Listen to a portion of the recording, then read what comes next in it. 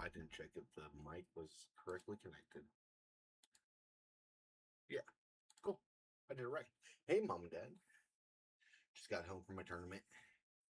It's a hell of a bus ride, but it's worth it, even though it's raining. We're in that rainy season now. I went 1 and 2. It was pre-release for the new set of One Piece, but I went 1 and 2. Um, I pulled an expensive Dawn, which is their version of Mana, but got some stickers, which is pretty cool. It's gonna go up on my shelf. Um, and then I bought some more deck boxes because I can never have enough of these fucking things. I literally have 7 right here, 8, 9, because I bought another one for the deck tonight. So I like to collect. I like to collect packs. So if a new card game comes out, whether or not like I'm gonna buy a bunch of it, I always buy a pack to open and a pack to keep up on a shelf or in a case. So there's a game I play that I've been playing since I was 20. It came out 15 years ago, about 21 ish, and I've been playing since launch because it was a spiritual successor to the game I used to play on the computer called Dota, which was a mod of Warcraft when I was younger. And it's called League of Legends. And they had a digital card game during like COVID era, but obviously paper cards sell better. So I bought 2 packs, one sealed, one opened. Um, Pulled the Altar Leader Victor, which is really cool. I don't know if I'm going to get too horribly into the game. I'm excited about it, and I used to play the digital game a lot until it got closed down. But it definitely has a very high price tag premium, and I'm really iffy on starting new card games that I don't know are going to last. I started One Piece because there was no way in hell it wasn't going to succeed. It's the most popular anime of all fucking time, and it has went above and beyond succeeding. And then I bought set 1 and set 2 of Gundam. But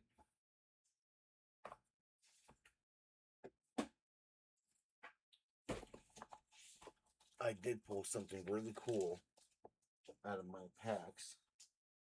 It just wasn't. It wasn't playable, right? It wasn't a card I could put in the deck to help the deck perform better. But it's worth money and it's pretty. I'm not going to get rid of it. I already had several people ask me there if I was willing to trade it, and I'm like, no, that's going to stay in my collection. So to explain a little bit better, so you guys can get an idea of what they are. These are what regular Dawns look like. Okay, you get 10 of these in every starter deck. They're the normal Dawns, and then you have art Dawns based on a character. You get these from certain sets, and they're 80, 70 to 80 cents a piece, but you only need 10 of them, right? So $8 at most, 30 or $3 most of the time. There's full ones that are like $1.20, but then there's gold ones, and I pulled, ironically, the the dawn of this set is Gold D Roger, Gold Roger, the first pirate of the anime, and I got him in the gold treatment. It's like a $50 card. It it's your mana. Like it doesn't do anything. Like it's your mana and it pumps your characters when you attach. Everybody has 10 of them. The art is just preference, right? Like I have very thematical ones throughout my decks. I have ones that match my decks, but that's the coolest thing I got. I got promo packs. I got my promo cards. There was some okay stuff in there, but it was fun. Um, my last match, played against a lady named Carla, and after we were done, I was like, "You want to play just a regular game?" Because I had my actual deck on me, And so we did. She played Koala, black, yellow Koala, and I was playing purple, blue Sanji. And after we're done with the game, she was like, "You don't have all the Sanji dons because I don't have a set of 10. I'm using two of the normal ones and then a pudding, this one that I showed you, to fill out." And I was like, "Yeah, I haven't been able to get my hands on the full 10 yet." And she just gave me a full one of his dons because that's my favorite deck. That's the deck I play. That's the deck I play every Saturday. Um, so yeah, it was a good experience. I didn't get to go to the tournament yesterday because I didn't buy the ticket fast enough, and they sold out fast. Because it's a cap of 48 people for those kind of events. So from now on, when I see events pop up, I'm gonna just order them then and not wait. And I know that what I knew in the back of my mind that was my mistake. I've been a firm stander on if you see it and you want it, get it because it won't be there the next time you're there. And if I've learned anything, especially buying like play mats for Magic, um, this one isn't the greatest example, but this is the newest one I picked up. It was $35, and now you can't get it anymore. And the cheapest I can find online is 45. There's one from Neon Dynasty, Kawagama Neon Dynasty. When we went back to Kawagama, and it's an Oni head, like a samurai mask, but an Oni body. And I bought that because I look cool. They have purples and whatnot. And that bitch is out of print, and it's like $180 to buy it now. So I have two copies of the purple Liliana. I got one for my birthday from a friend because he didn't know I had it, and then I bought one, of course. And those bitches out of print, and they're very fastly creeping up to $200 a piece because people want the playmats, but they don't stop and buy them like when they see them. And if they go out of print, they go out of print. They're out of print. Um, there's very few card games that continue to print. The hardest one when it comes to playmat is Y Shorts because you get a playmat when you order a case, right? And like their cases compared to like Magic, their cases aren't as expensive. They're still $400-500, but you get 24 boxes. I think for Weiss it's 24 boxes in a playmat. And I've been able to get playmats from Weiss, and now looking back, I'm glad I did. Right? Um, Sometimes you can just go buy the playmats because shops will get overstocked, and then the product won't move. Like when the Sinenko set came out, it's a slice of life like romance anime. Nobody bought the set because not many people like that kind of anime. So I was able to get a playmat for relatively cheap. But Guilty Gear, I bought a case of Guilty Gear and got that playmat. I'm glad I did because that bitch is so expensive now. Yeah, yeah. See what else has been up. I,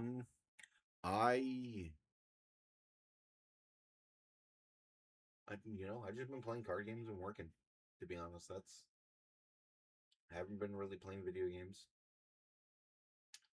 I just if it's if it's early enough in the day, on my days off we'll go.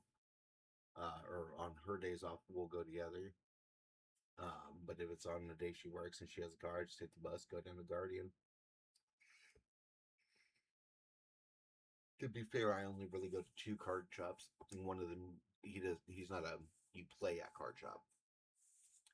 I play at Guardian, and then over at Hidden Treasure Gaming is where I usually do my buying. I buy from Guardian, but Hidden Treasure, the owner Moses, he's very like small town card shop feel, and I really like he's really nice.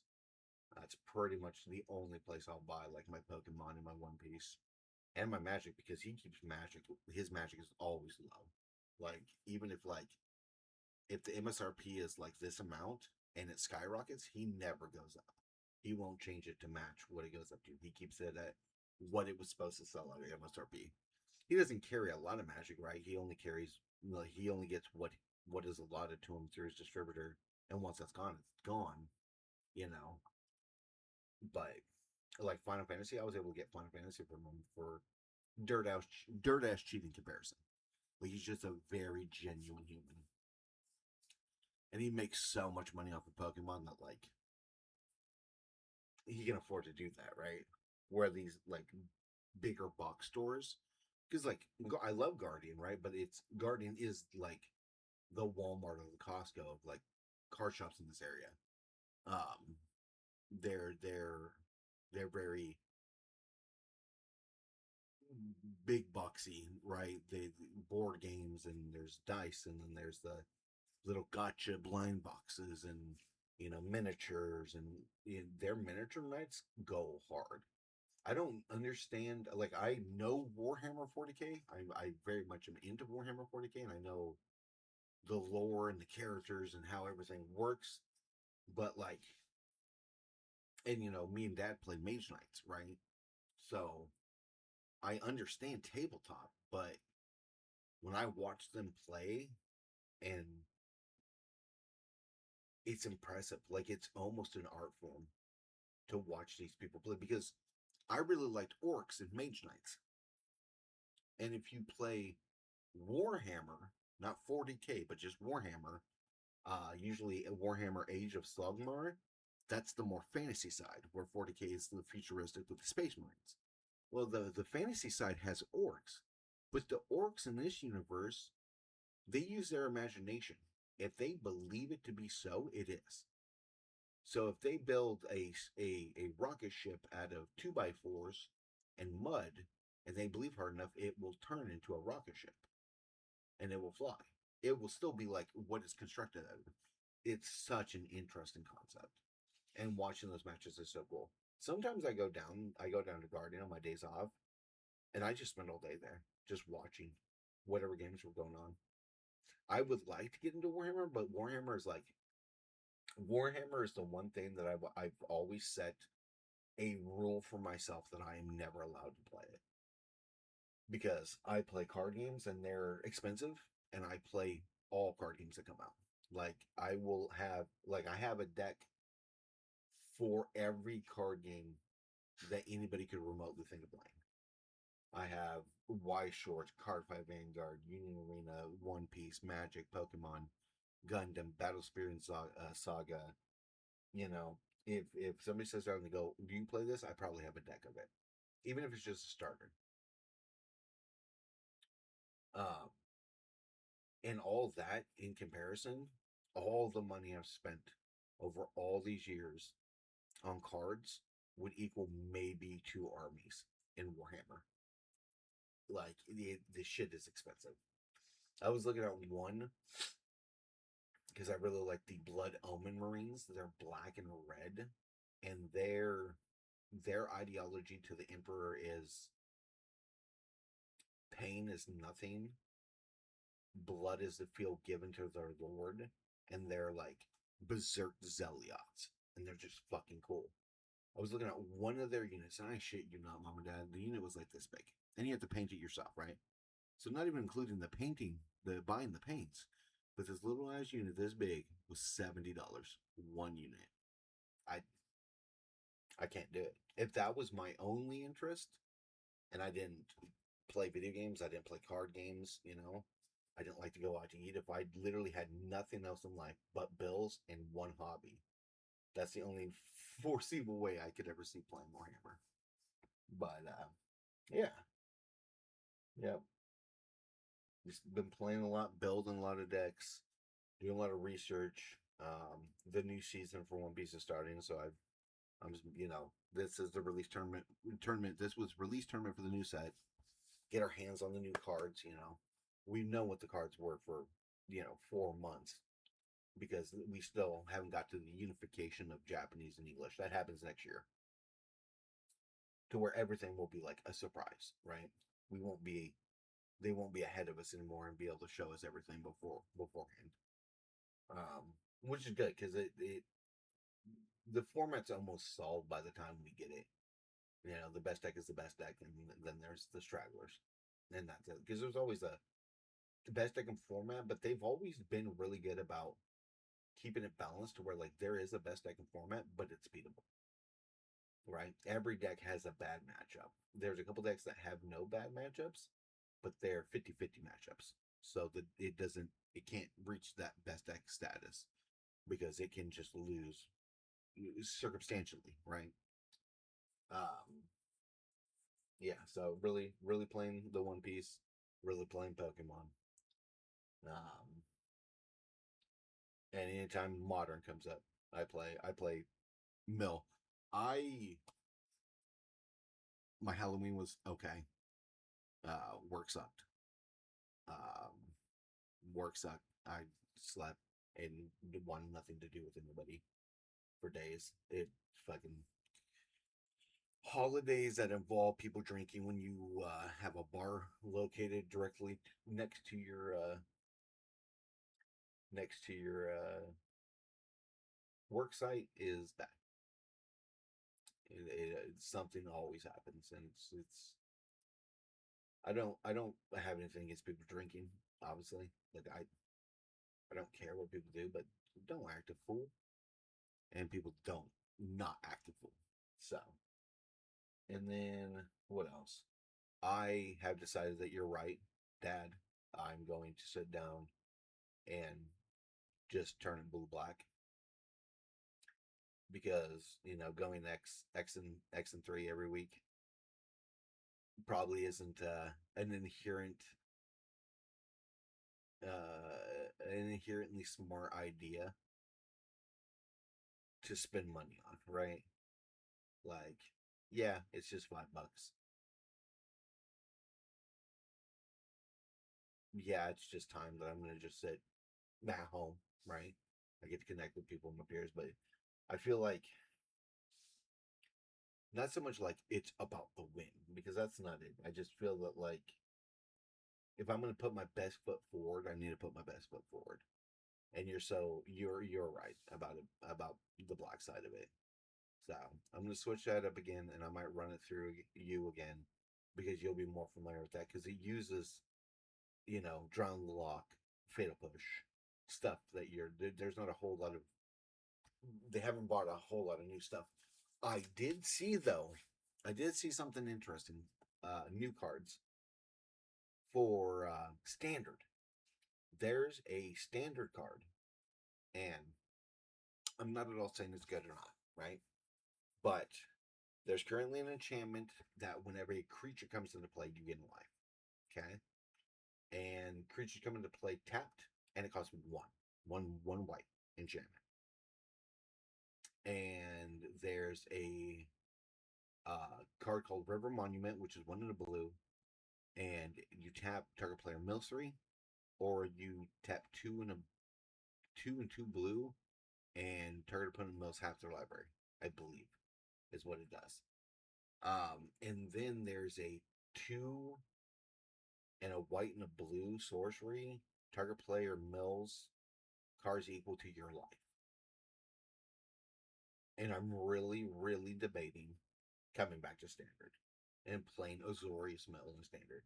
Because like the tippy top good decks are fucking expensive. Like it makes the prices of decks when we were playing competitively a joke, right? Like we're pushing modern numbers of value in some of these decks.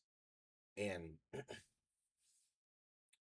I know that like I'm no build whiz or anything like that, but like some of the best decks are aggros and they pop down a lot of creatures. You know, you're playing a whole bunch of board wipes. You're playing control with a mill win con. You play get lost for Spartan removal. You play farewell for entire board wipe. Right? You play the life gain guy. And like I've looked at some of the standard deck lists, there's no hate. So, I mean, you can give me a couple tournaments, give me another couple FNMs, sneak in a couple FNMs with the Zori smell. So I've been thinking about doing that too, and maybe actually playing some standard because like if there's something fun enough and affordable enough to play, I will play. Right? Like I like Magic enough that it's worth it to me. So Yeah, that was the other thing I need to tell you. I didn't send you a video, so there's a lot of things out of my mind that I needed to tell you guys. But I think that's it. So, 20-minute video. Goddamn. Wow. I'm so glad you watch these. It makes me feel so good. Sometimes I just ramble. I just ramble alone in my room too. So, I'm used to it. But I love you guys so much. I hope you're doing well. I hope you had a good Halloween. I hope you got some kind of candies. Okay. Candy's good. My vacation slash tournament's coming up in 2 weeks. 15th through 17th. Yeah. 15th through 17th. So I don't know if I'm overly ready for that. I'm excited. It's gonna be fun. Again, with my last tournament when I talked to both of you, and you're like, it's about the experience. Like, it ultimately is about the experience. And either way, like with that last one I did, I placed high enough to get points. And like at the end of the year, like as long as I have enough points to go to Worlds, that's all that matters. Win or lose, I just want to make it to Worlds. You know. So I have